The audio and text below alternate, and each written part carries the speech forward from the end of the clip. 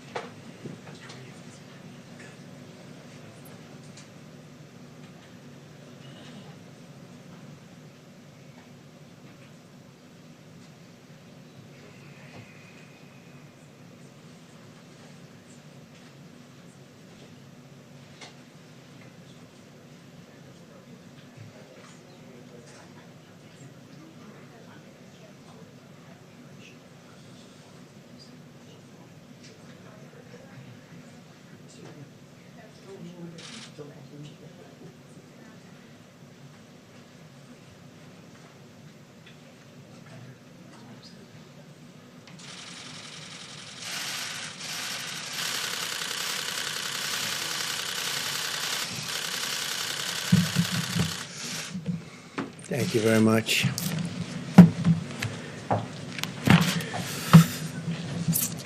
So, nice to be with you.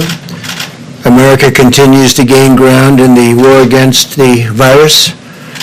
I want to thank the American people for answering the call, following our guidelines, and making the sacrifices required to overcome this terrible threat. More aggressively, we commit to social distancing.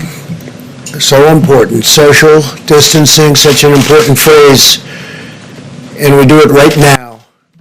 The more lives we can save, and the sooner we can eventually get people back to work, back to school, and back to normal.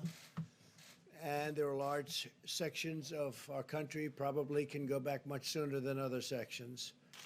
And we're obviously looking at that also. People are asking, is that an alternative? I say absolutely, it is an alternative. I have now approved major disaster declarations for New York, California, Washington, Iowa, Louisiana, Texas, and Florida. That has great significance, as you know, and legal significance. We're in a constant grouping, and I can say this, we have a large grouping of people that does nothing but communicate with the various officials, including we've been spending a lot of time with New York officials because that really is by far the hottest spot. They've got a number of very tough weeks ahead of them.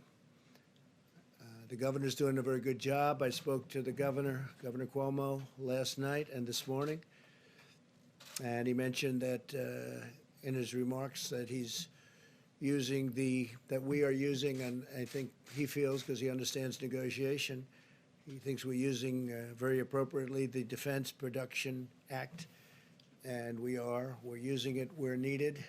It's a great point of leverage. It's a great negotiating tool. But I will tell you, there's tremendous spirit from people and tremendous spirit with respect to these companies. And I don't have to use it very much at all. They want to do it. As you know, General Motors is involved, Ford's involved, 3M's involved, others are involved, and they're all working very hard to produce all different products. We had very little product when we came. We built it up, and we give it away as fast as we can to the different states. We're also, as you know, building numerous hospitals and medical centers throughout certain areas. In New York, it's at the convention center, the Javits Convention Center. We're doing 4 hospitals, and we're doing throughout the state 4 medical centers there, somewhat different. I want you to know that I'm doing everything in my power to help the city pull through this challenge. I'm working very hard in New York. It's really, by far, our biggest problem. Maybe it will be, maybe it won't be. But there's a lot of good, capable people working on it with us, and our teams are working very well with the state representatives. We're also doing some very large testings throughout the country. I told you yesterday that in South Korea, and this is not a knock in any way, because I just spoke with President Moon. We had a very good conversation about numerous other things. But they've done a very good job in testing. but we now are doing more testing than anybody by far.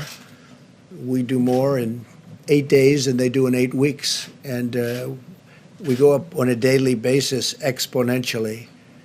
So it's really good. By the way, while I'm on it, I also spoke with Prime Minister Abe of Japan last night, and I congratulated him on a wise choice. I think it's going to be a fantastic Olympics 2021. I think it's going to be a fantastic Olympics. It was the absolute right decision to delay it for a full year and now have a full, beautiful Olympics. It's going to be very important because it's probably the first time, maybe ever, or certainly in a long time, that it was on a odd year.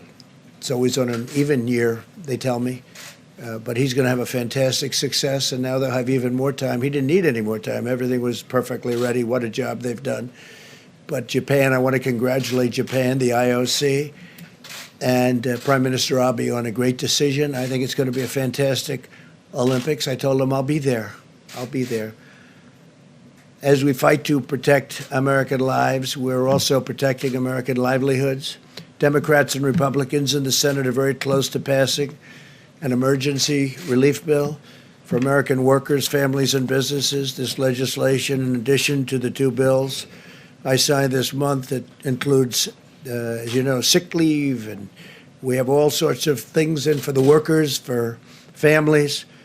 But we have a tremendous paid sick leave provision for workers at no cost at all to the employers. And that's a big thing, no cost to the employers. We want to get everybody back working. Together, this $2.2 trillion legislative package is bigger than anything, I believe, ever passed in Congress. Perhaps, relatively speaking, if you go back, look during the FDR New Deal days, there was something that if you time value it, you could say it was bigger. I don't know. But this is certainly, in terms of dollars, by far and away the biggest ever done. And that's a tremendous thing because a lot of this money goes to jobs, and families. The Senate bill, as you know, includes $350 billion in job retention loans for small businesses, with loan forgiveness available for businesses that continue paying their workers. They continue paying their workers. That's what we want. We want them to keep their workers and pay their workers.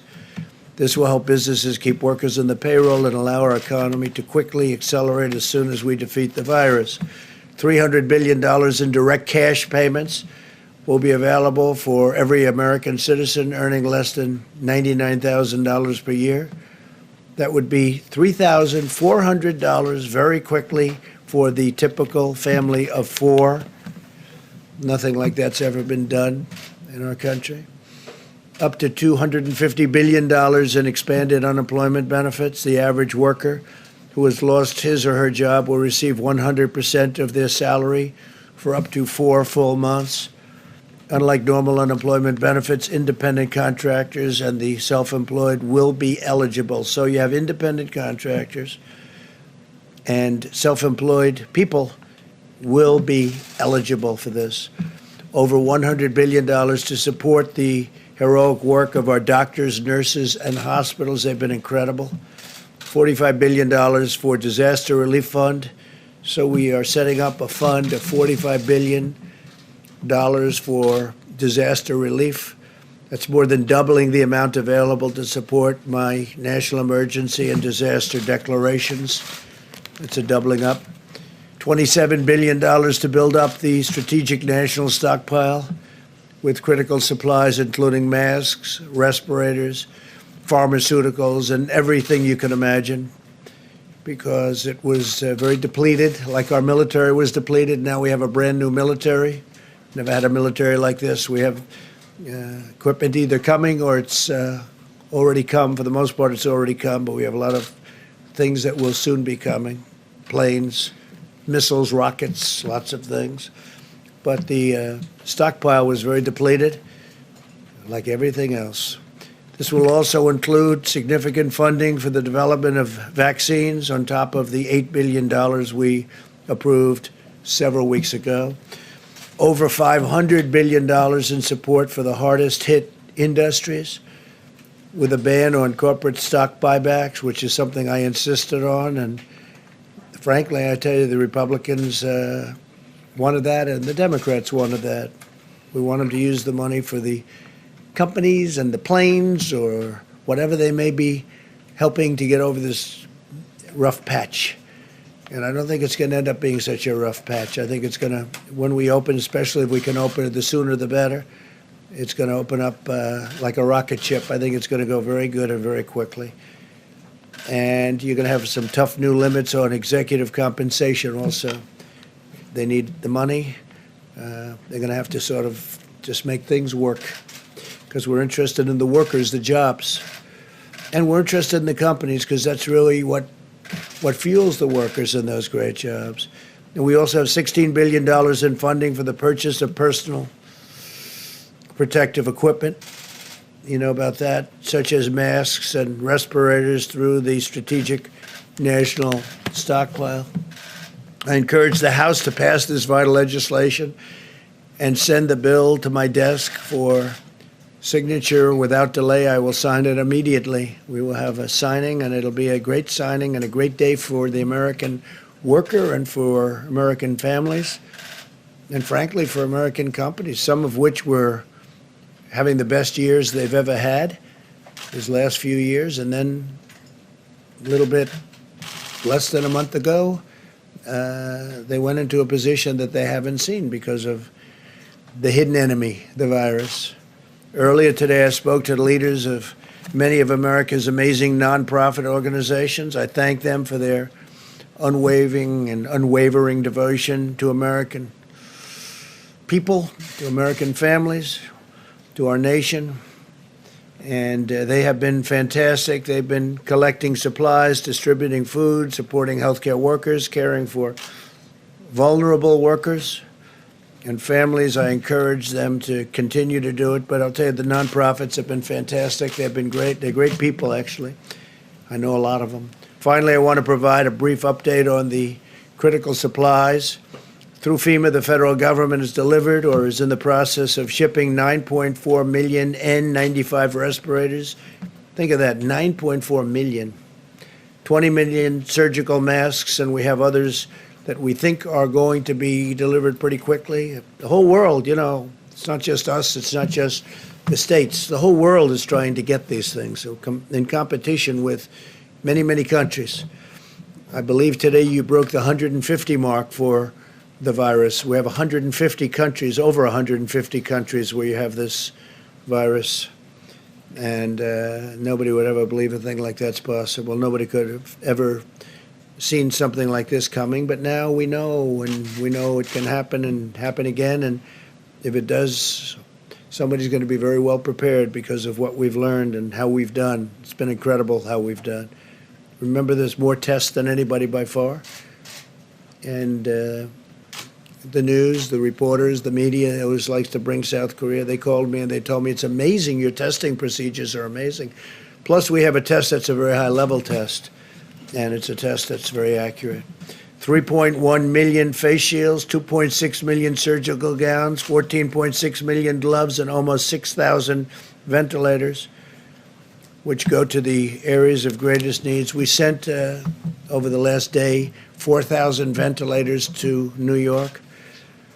And I spoke with the governor about that. He was happy. I spoke with the mayor also about that, Mayor de Blasio. He was very happy.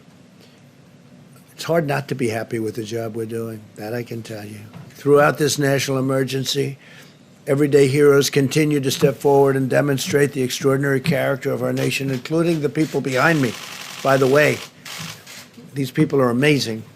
They are amazing people, and they become, I don't know, maybe I should just speak for myself, but to me, they become friends. Maybe they don't like me. Maybe they don't. Maybe they do. I don't know. All I can tell you is they're talented people. They work very hard.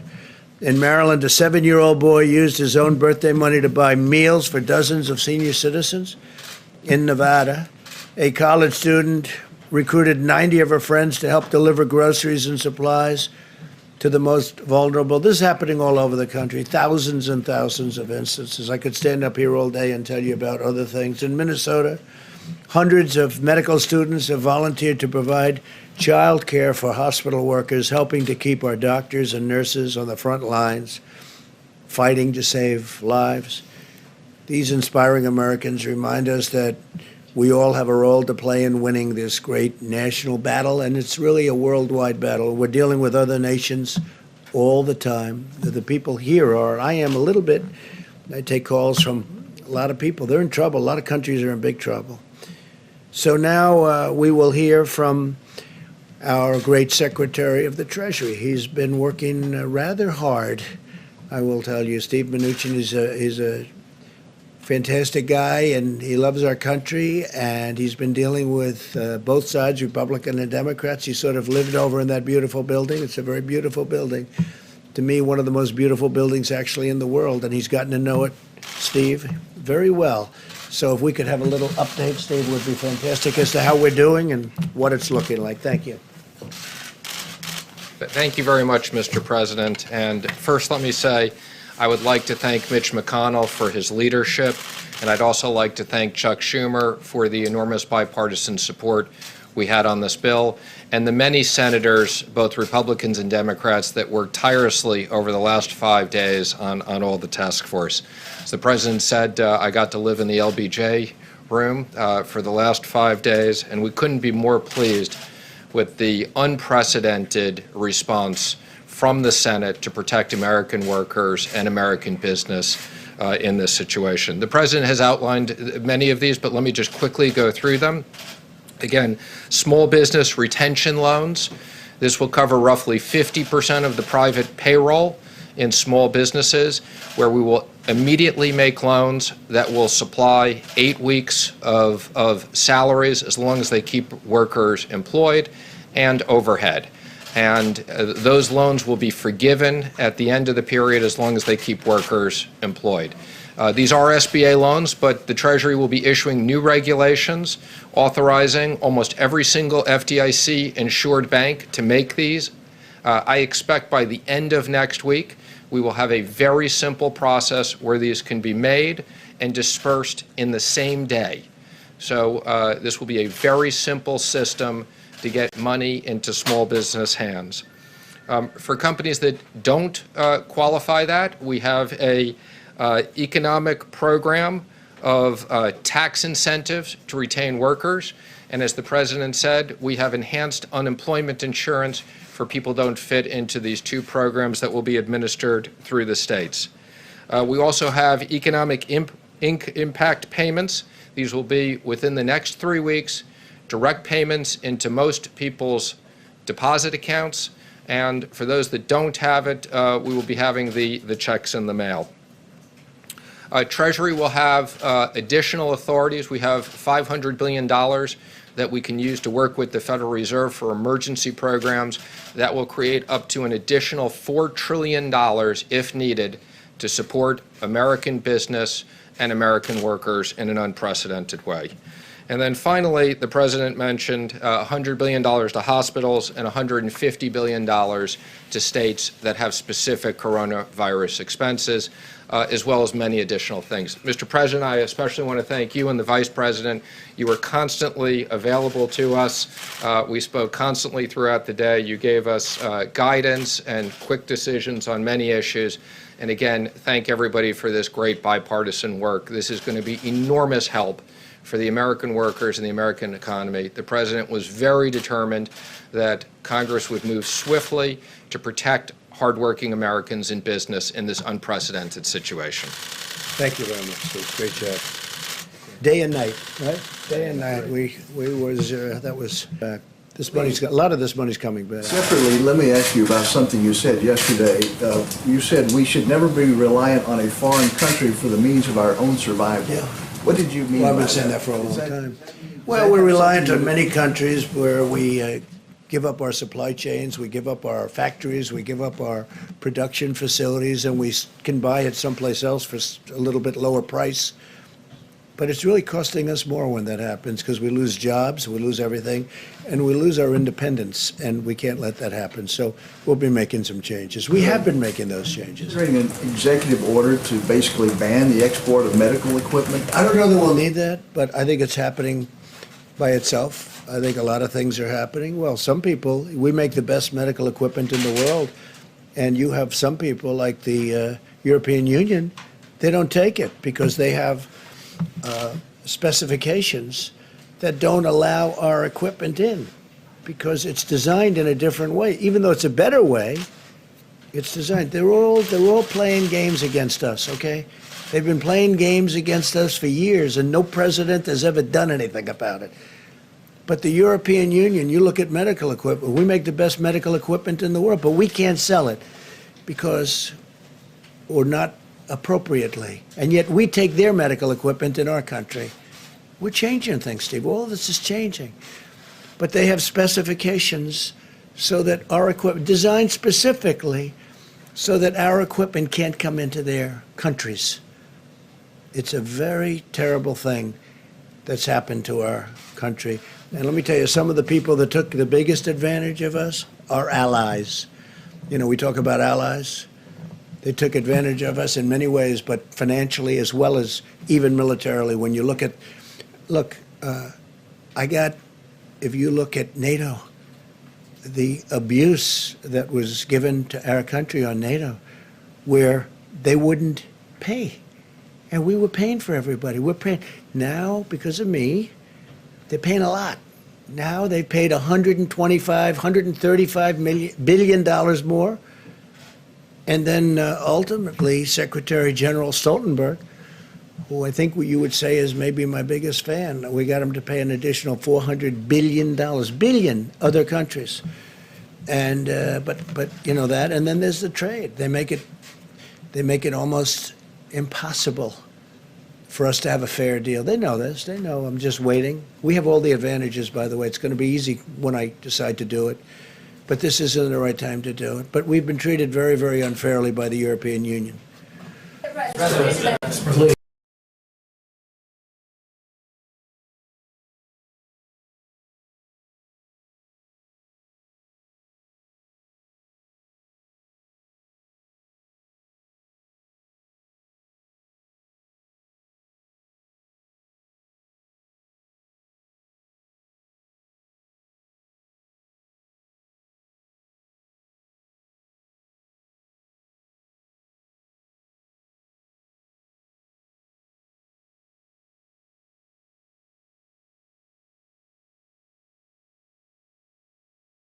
The ability to customize this with much more specifics we would have. This was the only way we could assure that the states could get money out quickly in a fair way, so we used $600 across the board. And I don't think it'll create incentives. Most Americans, what they want to keep their jobs. And I said for 50% of these businesses, they will have the businesses keep those jobs. So this was, our number one issue was how do we make sure that American workers who needed to keep getting paid, this is no fault of their own, that businesses have been shut down. The president and vice president wanted to make sure those hardworking Americans got money, and this was the most efficient way of doing it. Senators that you spoke with, are they in agreement now? I'm not going to comment on the specifics of where they are, but I would say, you know, our expectation is this bill passes tonight and gets to the House tomorrow, and they pass it. We need to get this money into the American economy and American workers. That's the importance of this. The one good thing when you think about that, people are going to get actually more money, but we don't want to give a disincentive. But they have been talking about that. It's a good question, actually. Yes, ma'am, please. Yes, thank you. The family of, on another subject, the family of retired FBI agent Robert Levinson says that U.S. officials have concluded that he's died in Iranian custody. Are you aware of that? And how did U.S. officials reach that conclusion? You know, I've been very much involved in that. And he was a great gentleman and a great family. It's just, I mean, I have to say this, and they've been making the statement to the family, I believe, but it's not looking good. He wasn't well for years anyway in Iran. It's not looking promising. We've gotten so many people back. We got 2 people back this week, but Robert Levinson, who was outstanding, he's been sick for a long time, and he had some rough problems prior to his detainment or capture. And we feel terribly for the family, but Do you accept that he is dead? no, I don't accept that he's dead. I don't accept it. I mean, I'm telling you, it's not looking great, but I won't accept that he's dead. They haven't told us that he's dead, but a lot of people are thinking that that is the case. Feel badly about it. Mr. President, you tweeted earlier linking the closing of the country to your election success in November. Is this Easter timeline based on your political interests? What do you mean Because by my election success? No. you tweeted, you said that the media wants the country to remain closed to hurt your No, odds no, of I think being the reelected. media, yeah, no, the media would like to see me do poorly in the election. I think, Lawmakers and I economists think on both that- sides of the aisle have said that reopening the country by Easter is not a good idea. What is that plan based on? just so you understand, are you ready? I think there are certain people that would like it not to open so quickly. I think there are certain people that would like it to do financially poorly because they think that would be very good as far as defeating me at the polls. And I don't know if that's so, but I do think it's so that there are people in your profession that would like that to happen. Your own I think it's medical very experts did clear. not endorse that I plan think it's yesterday. very clear that there are people in your profession that write fake news. You do. She does. There are people in your profession that write fake news. They would love to see me for whatever reason, because we've done one hell of a job. Nobody's done the job that we've done. And it's lucky that you have this group here right now for this problem, or you wouldn't even have a country left. Okay. Go ahead, Nevada. Mr. President, two questions. The first one, once you sign the $2 trillion package, how soon or how rapidly do you expect to see Who you economic with? growth? Who you with? I'm with CBN. And my second question is, we are hearing you are pushing for April 6th to have direct payments issued to taxpayers. Is that the target date? I think it's Again, very much I so. would say our expectation is within 3 weeks, we will have direct payments out where we have depository information, and we're looking to get a lot more information, and we have procedures to do that. So 3 weeks for that, and I would say the end of next week, we want all the banks to be able to originate loans same day. Thank you, Mr. President. I have two questions for you. One is that tomorrow you're going to be speaking with the G20 leaders, and I want to know if you're going to lead an effort to craft a worldwide ban on wild animal markets so as to prevent another pandemic, given that COVID-19 is a zoonotic that was transferred to humans in trade of exotic animals. Yeah, I don't know that that subject's going to come up. There is a lot of talk that that's how this all happened, came out of China, and they say that's how it happened in China. So it's something maybe will be talked about, but it's not the top of my list. Yes, I think we'll have a very, I think we're going to have a very good conference Thanks. tomorrow. Well, and to follow, also, and Dr. Ashish Shah, who's the head of Harvard's Global Health Institute, says that the key to getting this economy open as soon as possible is to test everyone who needs testing so we can quarantine all infected individuals and allow everyone else to go back to work immediately. Would you subscribe to that strategy? No, but And- we have tested more than anybody. I and if saw not- him. And if not, how many deaths are acceptable? Yeah. How many? None. Okay. How many deaths are acceptable to me? None. Okay, none, if that's your question. Look, I saw him. I saw his statement. We have tested by far more than anybody. We're testing more than anybody right now. There's nobody even close. And our tests are the best tests. They're the most accurate tests. But if you're saying we're going to test 350 million people, I watched his statement. I disagree with it. We can go to certain states. I could name them now, but I'm not going to do that. But we can go to certain states right now that have virtually no problem or a very small problem. We don't have to test the entire state in the Middle West or wherever they may be. We don't have to test the entire state. I think it's ridiculous. We don't have to do it. A lot of those states could go back right now, and they probably will, because at some point in the not too distant future, certain states are going to come off the rolls. Maybe New York can't, and maybe California can't. Maybe the state of Washington can't, although if you look at them, their biggest problem was in one nursing home. Yeah, go ahead. But the states aren't siloed, and so, I mean, somebody, if you test one state and then the person moves over to the other state, well then, You know, you're going to just look at that. But if you take a look at the states, and many states that I'm talking about, they don't have a problem. We have some big problems, but it's confined to certain areas, high-density areas. So why would we test the entire nation, 350 people? With that being said, I'm going to say it again. We tested far more than anybody else. We have the ability to test I mean, we've come a long way from an obsolete, broken system that I inherited. We have now tested, with the best test, far more than anybody else. And when I say anybody else, I'm talking about other countries. No country is even close.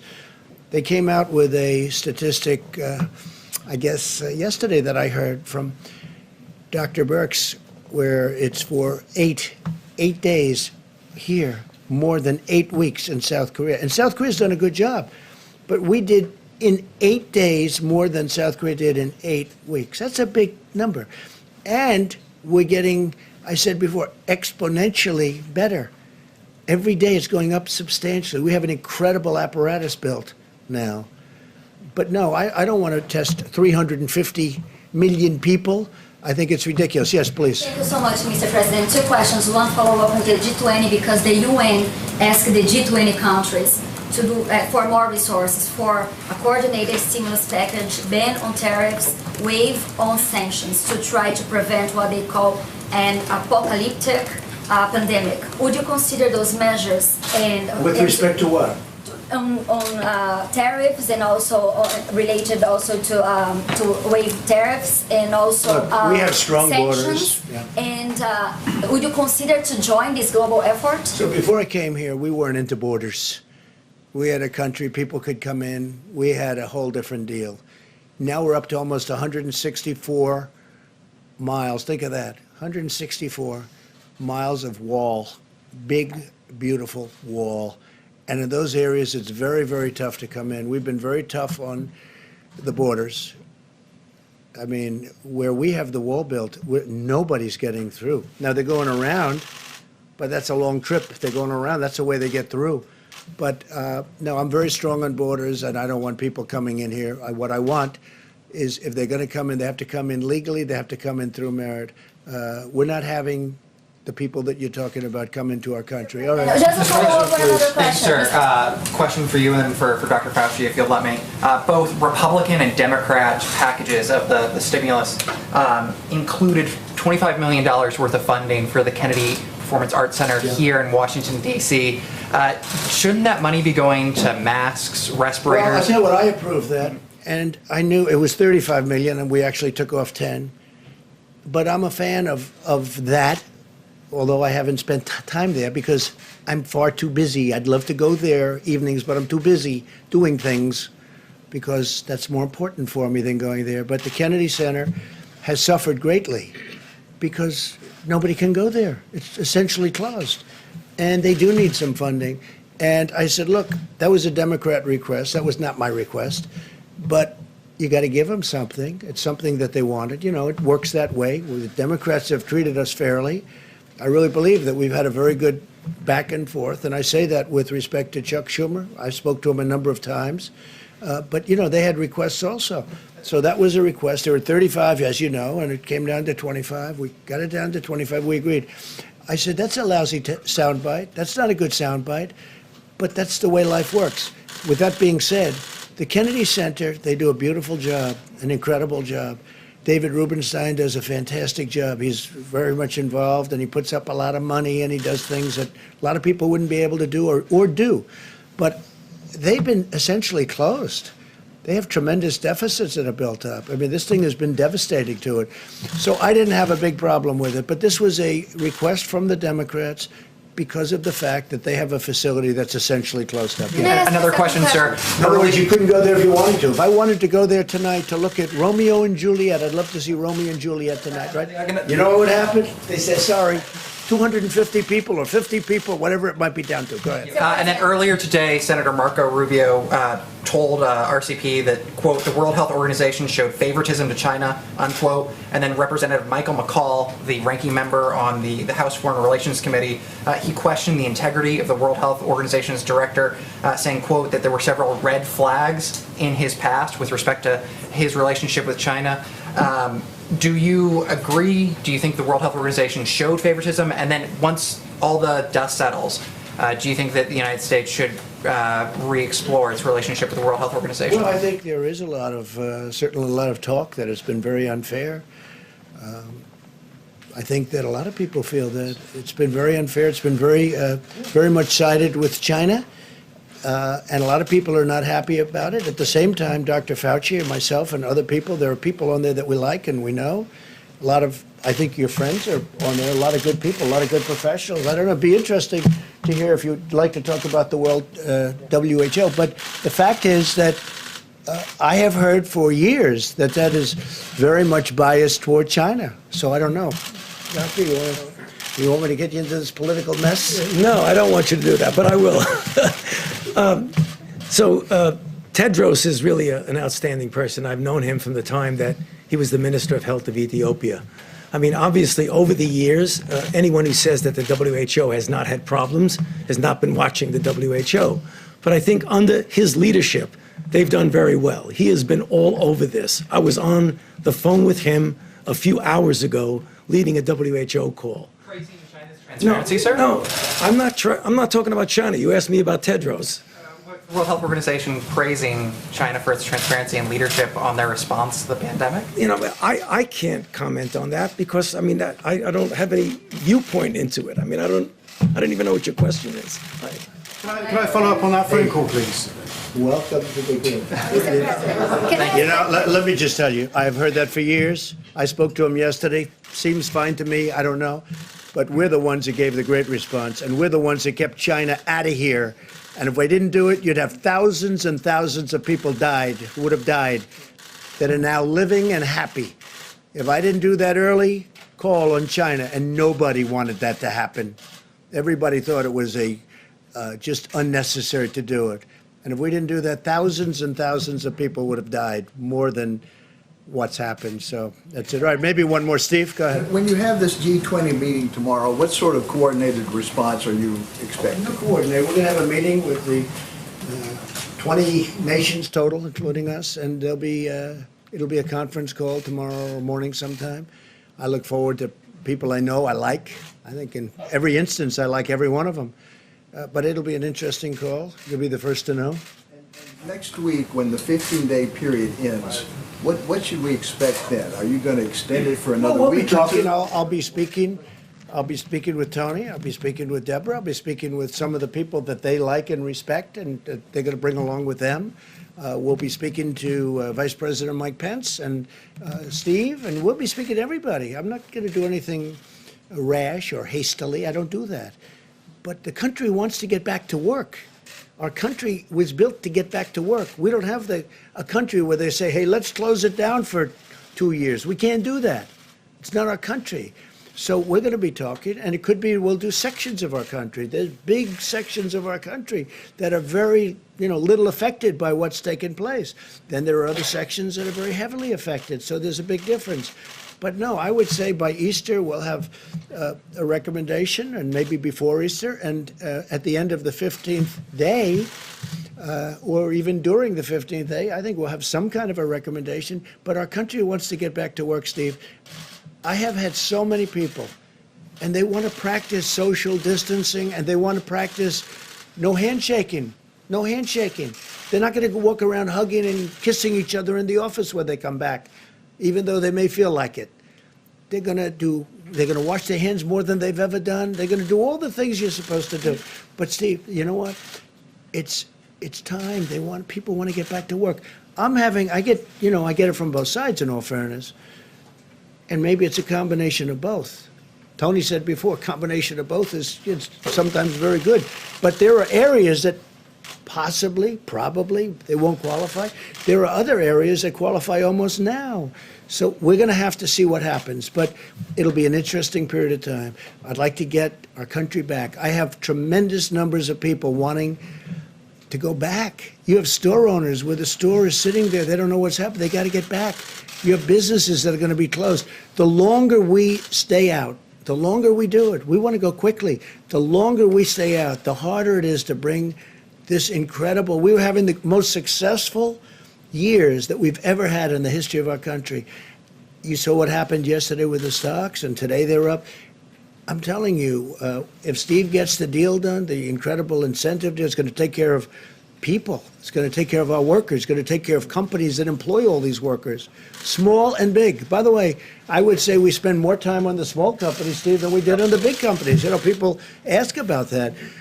We spent more time thinking about the small businesses than the big, and that really fuels our country. We want to get back, and the people want to get back. We want to get our country going again, and we'll be able to do that. So Vice President's going to stay with you, and going to take a few more questions specifically, and I will see you tomorrow. Thank you very much. A question for you on the DPA, Mr. President. Mr. President, a question for you on the DPA.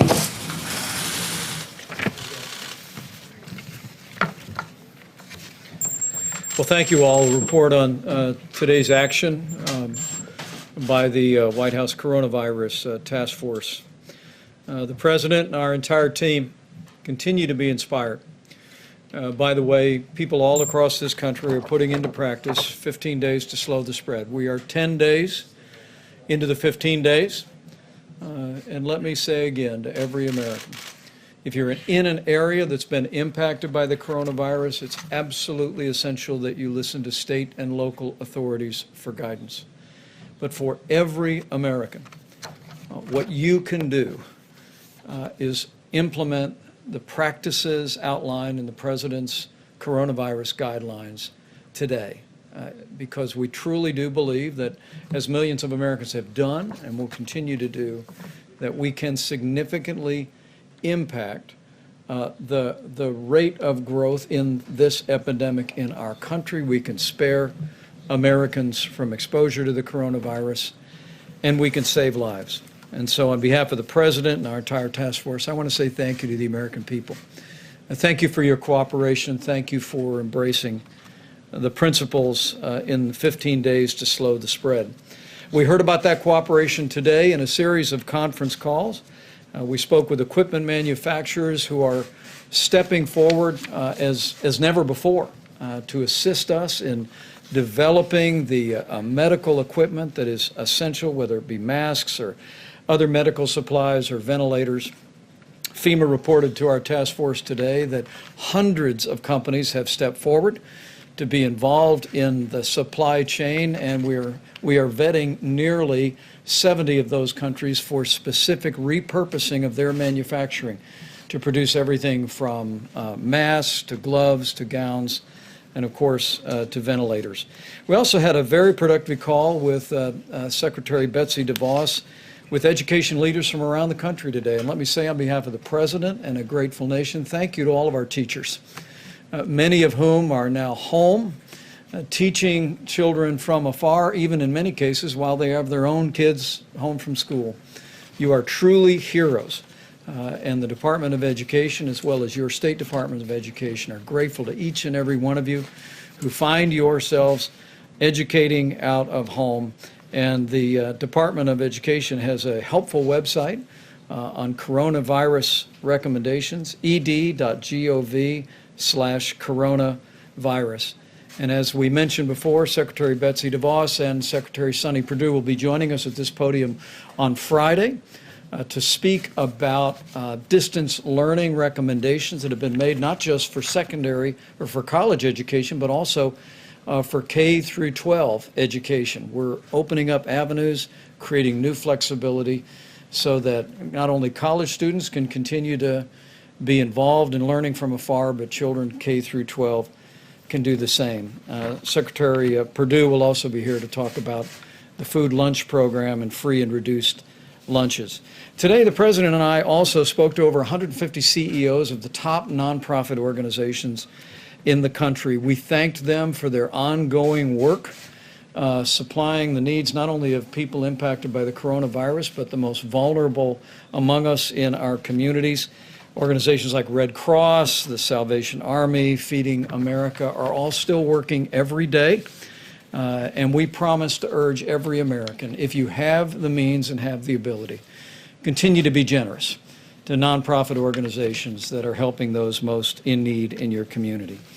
The President marshaled a whole of government approach. That means working with our governors today.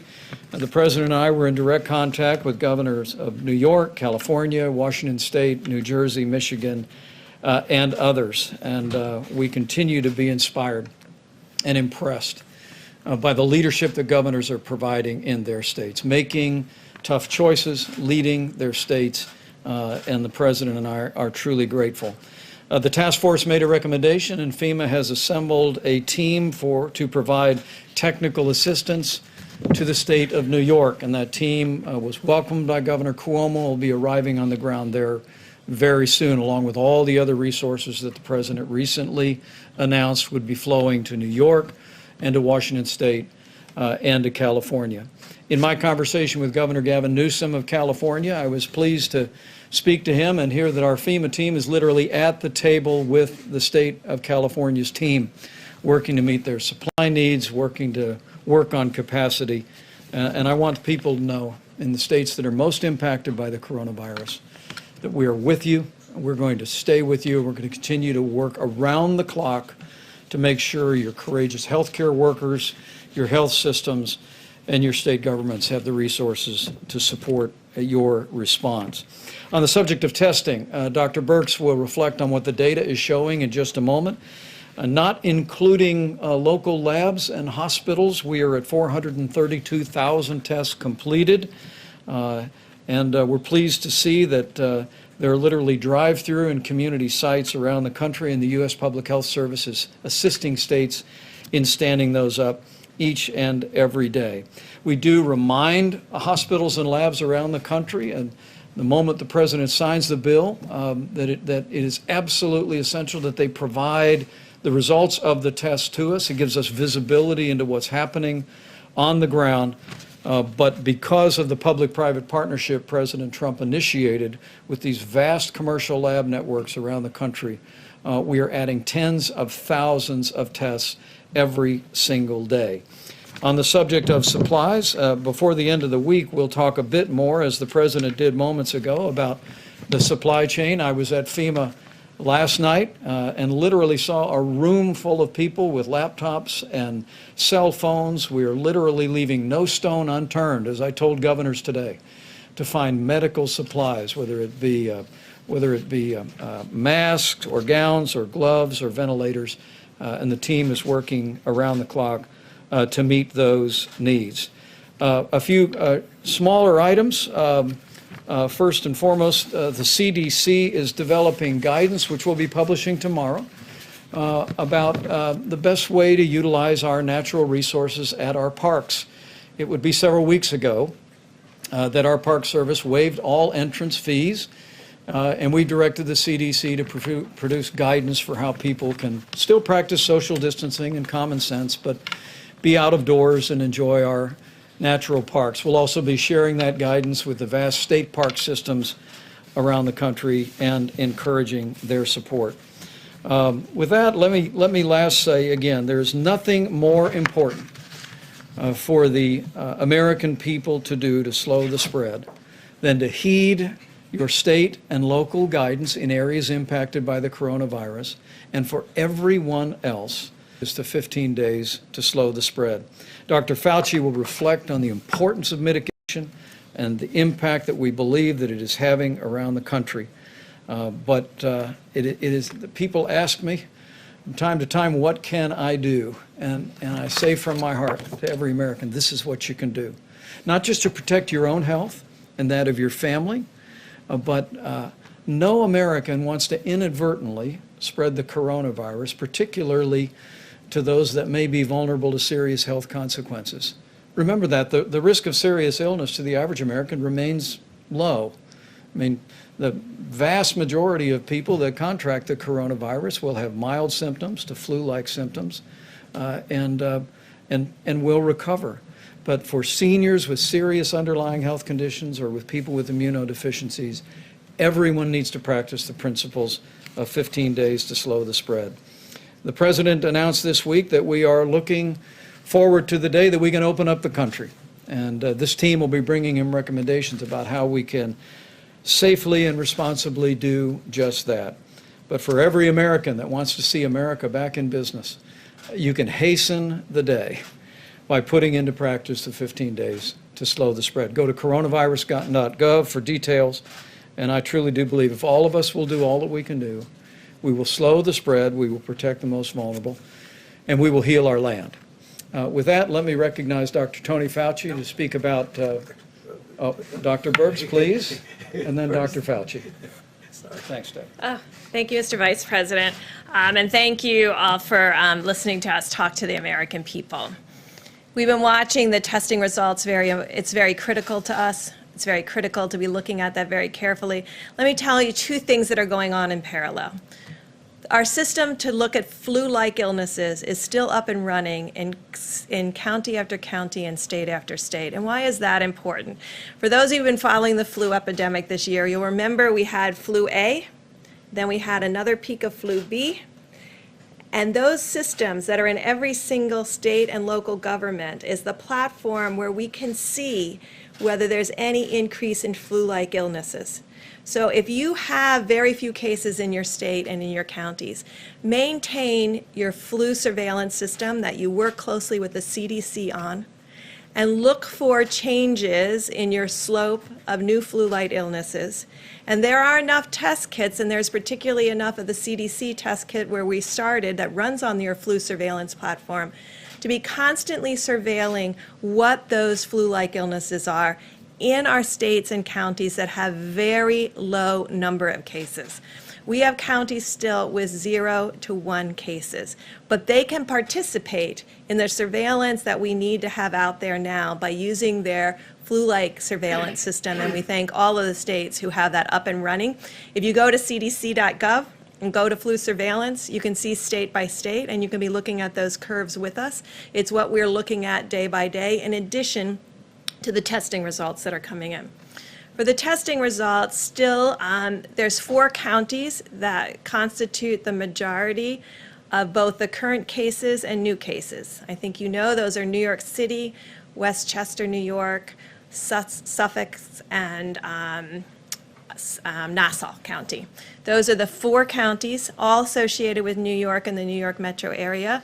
There's a few counties in New Jersey, but this is still where 56% of the cases are and 56% of the new cases.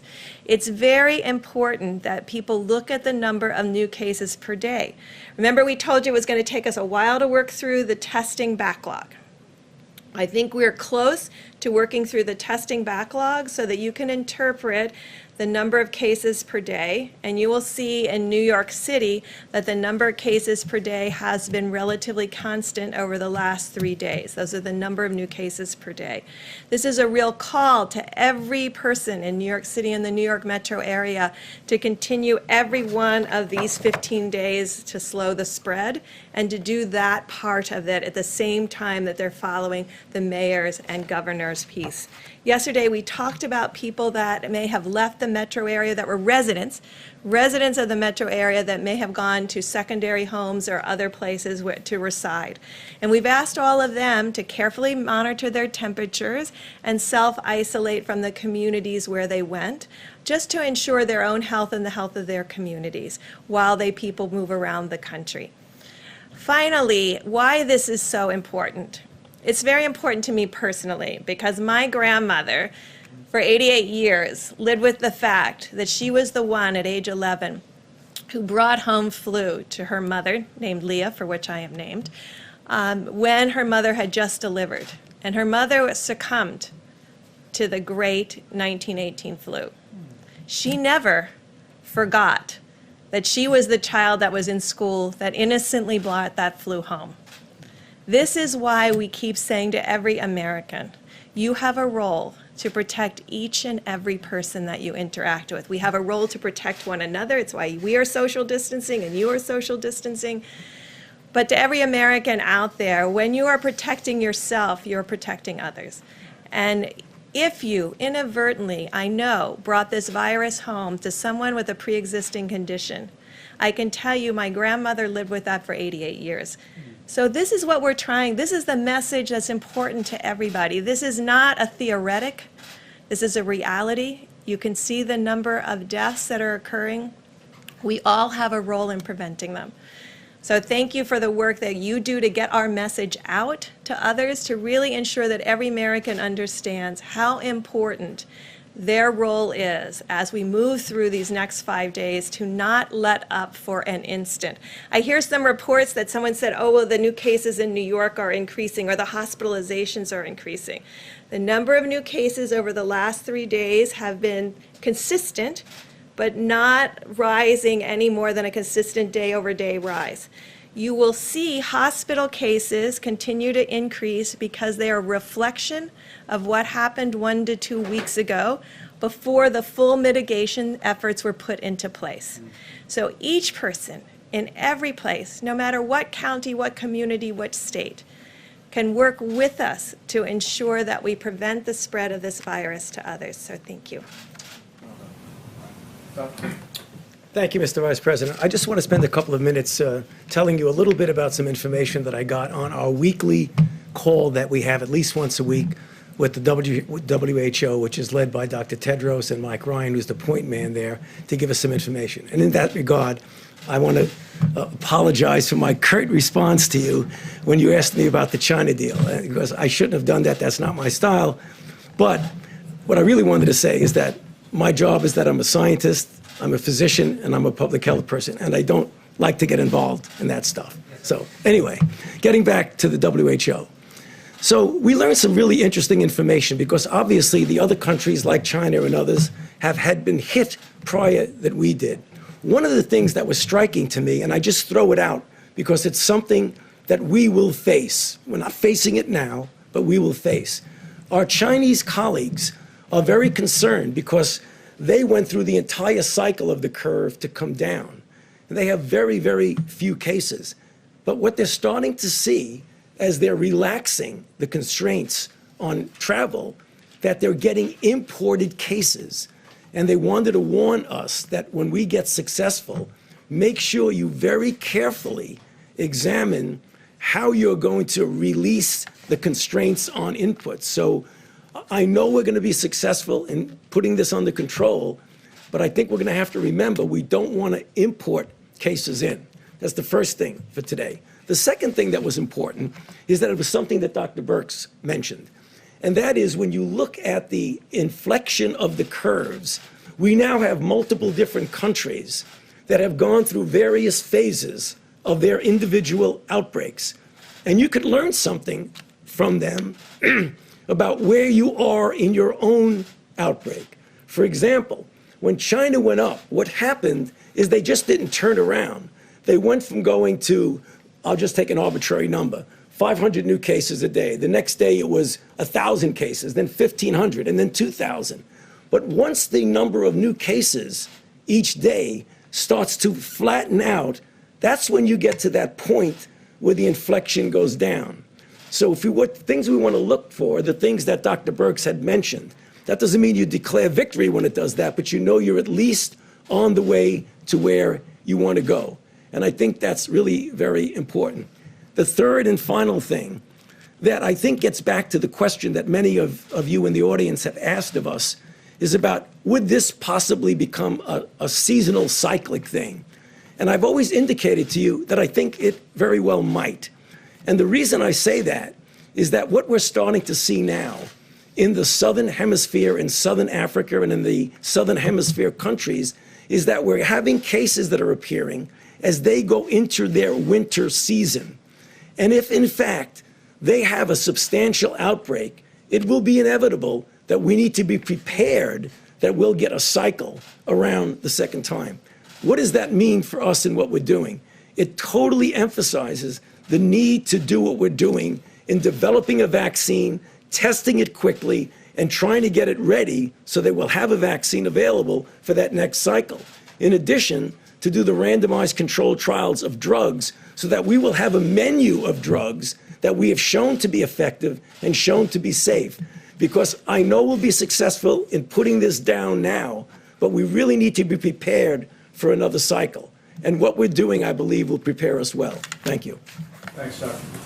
We'll take a few questions, please. Mr. Vice President, on ventilators, some really important reporting from the Center of Public Integrity today. They suggested that there's only 16,000 in the national stockpile. Can you just give us some clarity? How many ventilators do you have in the national stockpile? Who else is making them, and how long will it take for them to make a critical mass? Because based on the Center for Public Integrity, it appears there aren't enough if people are going to die as a result. Ventilators has been a singular focus of a good portion of our supply chain stabilization task force at FEMA since the President stood up FEMA's National Response Center. And we're making progress in a variety of ways. First, there is the national stockpile which you refer, and depending on what's been distributed, we just delivered 4,000 ventilators to New York, including ventilators that we sent to New York City. But there's that number of some 20,000, less than 20,000. I won't dispute your number. Beyond that, there literally are, by most estimates, more than 150,000 ventilators in the broad healthcare system all across the country. We also, working with anesthesiologists, and there was a very important conference call today, we have determined several weeks ago that the devices that anesthesiologists use for outpatient surgery can be converted with the change of a single vent to a very useful ventilator. I actually spoke to Governor Cuomo about that today. He's in the process of surveying all of his surgical centers, as governors around the country are doing. We literally believe there's tens of thousands of ventilators that can be converted now that the FDA has given guidance. And Dr. Birx can probably speak to that in a moment. We actually have produced a helpful video to explain how quickly those devices can be converted. But we're also working with General Motors and other companies to immediately spin up production. Those contracts are being reviewed. We're vetting their capability. But one of the other ideas is, as we look at areas of the country that are most impacted, and now more than half of the cases for coronavirus are in New York State and in the region around there. But we'll want to focus our resources, including ventilators, on where communities are struggling the most with coronavirus. And so one of the ways that we're working through that at FEMA now is by spinning up production and at the same time working with the existing national supply, maybe from areas that don't have a particular burden yet with the coronavirus, and making sure that we're manufacturing, backfilling, and meeting that need. But what I can tell you is we've got an extraordinary team. Admiral Polovchek is a two-star Navy admiral who's doing an incredible job. We literally are identifying resources around the country and around the world. We're contracting and arranging transportation for those. But maybe Dr. Birx, you can speak to the ventilator, particularly the transition. Thank you, sir. So I just want to thank Dr. Mary Peterson and the whole team of the American Association of Anesthesiologists, because they immediately, when we asked them, could these be modified, they went to immediate work on it. They're going to have Q&As up but more importantly, every anesthesiologist in every city has been working with their state and local health officials to really work with them how to change this. And I think that's not only the ventilators that they'll be supplying, they have the people that run those ventilators that are not any longer doing elective surgery. So changing that elective surgery piece over a week ago has freed up a lot of additional resources. When I talk to you about how we've done some things that are very horizontal across the country, but we're collecting data now in a county by county granular way. So it's like any epidemic, it's not equal everywhere. There are places that are very spared, and there's places where there's more. We have a very vast country with a lot of capacity and a lot of infrastructure. And so looking very specifically about where the virus has been, where is it going, who's got freed up resources from where it has been, because it didn't hit it hit Washington State earlier than it hit New York, and looking at all of those pieces to really ensure how we can innovatively move equipment around based on the need. And so I know that it has become a place where people are looking at numbers rather than what is needed. Because if you do these projections, when you got to those projections that said, like in Germany and others, that implied that 60% or 50% of the population would get infected, I want to be very clear, the only way that happens is this virus remains continuously moving through populations in this cycle, in the fall cycle, and another cycle. So that's through 3 cycles with nothing being done. And so we're dealing with cycle A right now, not the one that could come in the fall of 2020, although we're getting prepared for it by the innovations that are being worked on, and not the 2021. We're really dealing with the here and now while we're planning for the future. And I think the numbers that have been put out there are actually very frightening to people. But I can tell, if you go back and look at Wuhan and Hubei and all of these provinces, when they talk about 60,000 people being infected, even if you said, oh, right, well, there's asymptomatics and all of that, so you get to 600,000 people out of 80 million. That is nowhere close to the numbers that you see people putting out there. I think it has frightened the American people. I think on a model that you just run full out, you can get to those numbers if you have 0 controls and you do nothing. And we know that every American is doing something. And so I think what our job right now is to carefully detail on a hospital by hospital, state by state, county by county, to outline what the infrastructure needs are and ensure that we're meeting them, both from the stockpile and from the generosity and movement of the American people and other hospitals. Dr. Birx, a lot of folks out there, well-intentioned, are sewing cloth masks and donating them to hospitals. So you or Dr. Fauci, can you weigh in on that? Because obviously these people have great intentions, but there's some mixed feedback on whether that's a good idea. I'm sorry. Better than what nothing? surgical? From a surgical mask. People are sewing them. So clothing manufacturers, volunteers dropping them off at hospitals. Is that necessary? Is that helpful? Is it something you'd recommend? Well, I mean, you would only recommend that under desperate situations if you don't have any mask. But what we're seeing now, as you've heard, is a rather significant inflow of masks that are coming in that are going to be available. I mean, obviously, if you don't have a mask and you need a mask and it's appropriate for you to be wear it, you do what you can. But I don't see that now as a necessity, given what's going on right now. Great. Great. Mr. Vice President? Right, thanks. We'll take a couple more. Thanks. Go ahead. Thank you, Mr. Vice President. We keep hearing reports of competition among states that are trying to buy this necessary equipment on the private market. And the governor of Kentucky said yesterday that his state was in line to buy some equipment, but FEMA came in and purchased it from under them. So he says this is creating a real problem for states because on the one hand, they're being told to get the equipment themselves if they can, but on the other hand, the federal government is buying up the supply chain. So is this a problem that you're hearing about, and what is your advice to states like Kentucky that are having this issue? I actually spoke to the governor of Michigan today, Governor Whitmer and I, about just that. And we put our FEMA regional representative right on the case. We want to make sure that we're acquiring every bit as much as we can through FEMA, but as we work with the supply chain, we want to have full coordination with the states and the requests they're making and hospitals that they're making, and we're looking into those matters. But make no mistake about it, this FEMA team at the President's direction is leaning into this effort, leaving no stone unturned. Literally searching not just the nation but the world for all these critical supplies, and as the President just reported to you, we're in the process of shipping 9.4 million N95 respirators, 20 million surgical masks, 3.1 million face shields, and the list goes on, and we're going to be shipping those every single day. But as I told Governor Whitmer today, who's leading her state through all of this with great energy, we want to partner with her, we want to partner with every governor and make sure that the left hand knows what the right hand is doing in terms of acquiring resources. Mr. Vice President, thank you, sir. Or how about you right here? Thank you so much. No, right here. Thank you. Can I ask the next one?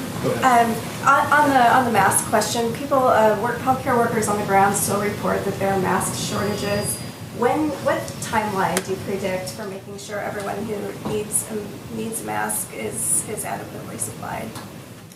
Well, I'm going to let Dr. Birx address that as well, but let me say again, I just received a report. We're going to be detailing it before the end of the week, where we've literally identified significant resources, not just around the country but around the world, of the masks that can be used by healthcare workers. And but as Dr. Birx said, we are focusing those resources in the areas where healthcare workers are most exposed to the prospect of contracting the coronavirus. The President's made it clear from early on, right after seeing the needs of Americans who are struggling with the coronavirus, making sure they have the support that they need on the same level of priority. We want our healthcare workers to have the personal protective equipment to be able to do their job safely, and we're working on that.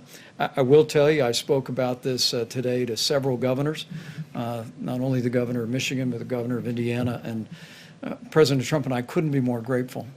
The way governors around the country are joining us in calling on businesses to go back to their warehouses and identify industrial masks, N95 masks, that because of the change that President Trump insisted on in the law, can now be used by hospital workers. And they're perfectly acceptable to protect a healthcare worker from the possibility of a respiratory disease. But we're calling on, and our governors are joining us in calling on every business across America during this time of great challenge where many businesses are idled. Go back to your storehouses, identify N95 industrial masks, and as I told our governors today, they can call FEMA, they can call the state healthcare services, or they can just load them up on a flatbed and drive them over to their local hospital. And literally, we hear stories in every state in the union of people doing that. And so it's happening all at the same time, and we'll be detailing the progress we're making on masks. Anything further, Deb? Thank you, Mr. Vice President. I just wanted to add one piece, and this is really a call to every state out there and every county that has been doing community-based testing. The FDA put out new guidance, we talked about it several days ago, that people can do self-testing in the drive-through, where you give them the materials to do it in their car, and you pick it up in a biohazard bag. This would free up all of that PPE that you see being utilized in those drive-throughs back to the hospitals and back to the clinics that need it the most. We have to move to the new technology. FDA worked tirelessly to get that out there so that it could be sparing of gowns and gloves and full respiratory N95s. This is the moment to move to that self-testing front of nose with the new applicators that can be utilized so that every single bit of the N95s can be put into the hospitals that need it. Dr. Burks? Mr. Vice Dr. Vice President? last question. Let me just say we look forward to seeing you all tomorrow. We'll be back here with further progress and news. But if I could just say to every American, Is he okay? we'll get through this. He keeps asking if you're okay. We'll get through this. But we'll get through this together. Every American needs to understand that whether you are in an area that's impacted by the coronavirus or an area where there's very few cases, if you do your part to put into practice 15 days to slow the spread, you will do just that. You'll impact the spread of this coronavirus epidemic in our country. These experts tell me that we can significantly reduce the number of Americans that would be exposed to the coronavirus as every American continues to put these guidelines into practice. And we just know that with all of the extraordinary effort that's being done at the federal level by this tremendous team and all of our agencies, all the great leadership by governors in both parties across the country, with all the incredible and courageous work by healthcare workers, with the cooperation and the prayers of the American people, we will get this done. We will not only slow the spread, we'll protect the vulnerable, and we'll heal our land. Thank you all. We'll see you tomorrow. Question on the area.